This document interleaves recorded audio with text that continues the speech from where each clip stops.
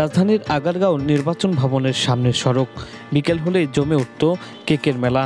কেউ বলছেন cake market, কেউ মজা করে নাম দিয়েছেন কেক পট্টি। দেখতেছি পরিস্থিতি ভালোই, এখানে এখন মনে করেন কেকের পট্টি হয়ে গেছে। এখন তো আপুদের দেখতেছি ভালোই কেকগুলা।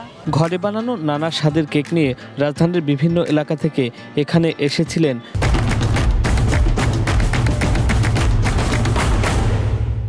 নারী পুরুষ উদ্যোক্তারা। কেউ গাড়ির বনেটে, কেউ টেবিল পেতে বিক্রি করছেন মখমলের মতো নরম দুধ সাদা বা রসমালাই ফ্লেভারের কেক। আমার অনলাইনে বিজনেস আছে কেকের, 1.5 বছর ধরে আমি কেক মেক করি। তো এখানে আসছি আমি আজকে 6 দিন হয়েছে আজকে সহ।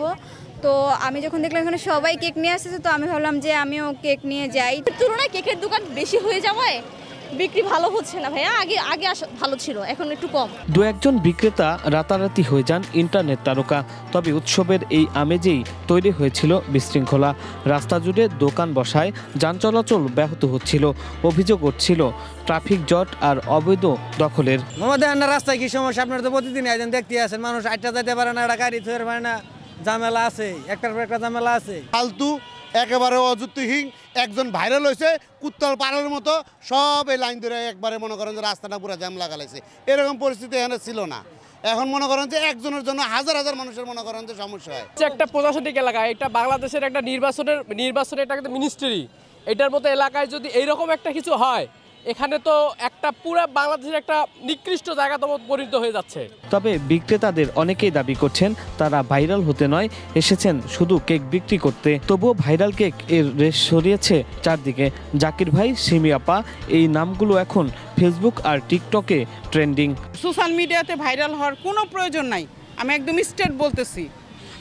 আমি খাবারের বিজনেস করে 8 বছর ধরে। হ্যাঁ, আমার খাবারটা শো করবই, আমি খাবারের ছবি দিব, আমার খাবারটা প্রেজেন্টেশন করব, কিন্তু সোশ্যাল মিডিয়াতে নেগেটিভ হিসেবে ভাইরাল হওয়ার তো কোনো প্রয়োজন নাই। সব মিলিয়ে কয়েক সপ্তাহ ধরে এই জায়গাটা পরিণত হয়েছিল উৎসব মুখর মেলায়। তবে সেই উৎসবের ইতি টানল পুলিশ। সামাজিক যোগাযোগ মাধ্যমে ঝড় তোলা আগারগাঁওয়ের কেক পট্টি আপাতত বন্ধ করে দেওয়া হয়েছে। রাস্তা দিয়ে যাওয়া আসা করা যাচ্ছে না, রাস্তার পরে যে বিষয় করছে এই কারণে আমাদের ট্রিপল লাইন থেকে ফোন দিয়েছিল, আমি নিষেধ করতে আসছি। পরবর্তীতে যদি ওনারা বসে অবশ্যই আইনের ব্যবস্থা নেওয়া হবে। এই কেক পট্টির জনপ্রিয়তা এনে দিয়েছিল কিছু ভাইরাল বিক্রেতা, লাখ টাকার কেক বিক্রেতা জাকির ও সিমি আপা। তাদের দোকান ঘিরে প্রতিদিন থাকতো ক্রেতাদের লাইন। শামীম হোসেন শামন, ঢাকা মেইল।